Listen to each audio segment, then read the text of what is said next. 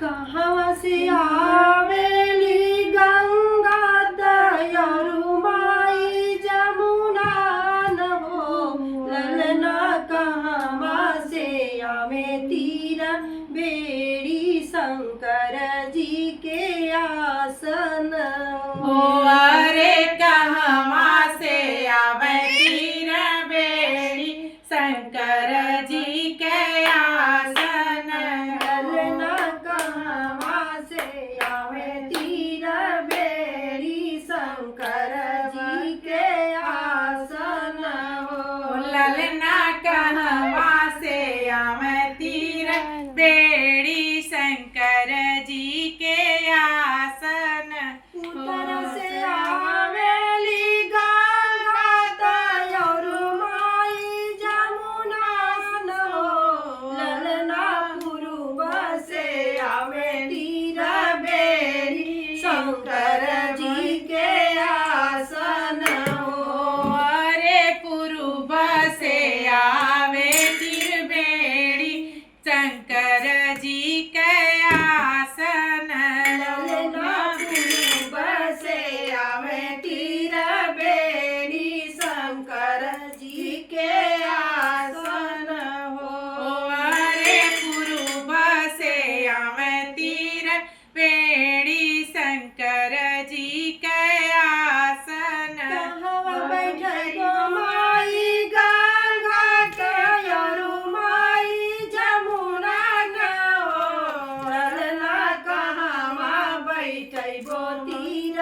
बेड़ी शंकर जी के आसन हो अरे कहवा बैठबै तीर बेड़ी शंकर जी के आसन ललना कहवा बैठे गो तीर बेड़ी शंकर जी के आसन हो अरे कहवा बैठबै तीर बेड़ी शंकर जी के आसन दुआर बैठे गो माई गंगा तयरु माई जमुना न हो ललना आंगन बैठे गो तीर बेड़ी शंकर जी के आसन हो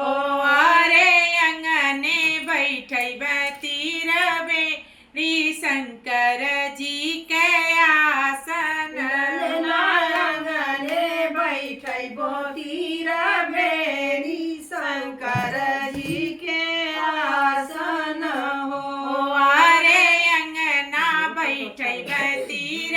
बेड़ी शंकर जी के आसन आई खियैबो माई गंगा तयरु माई जमुना न हो ललना काओ खियैबो तीर बेड़ी शंकर जी के आसन हो अरे काहू खियबै तीर बेड़ी शंकर जी के आसन ललना काओ खियैबो तीर बेड़ी शंकर जी के आसन हो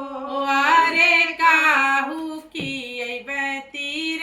बेड़ी शंकर जी के आसन हो खियैबो माई गंगा तयरु माई जमुना न हो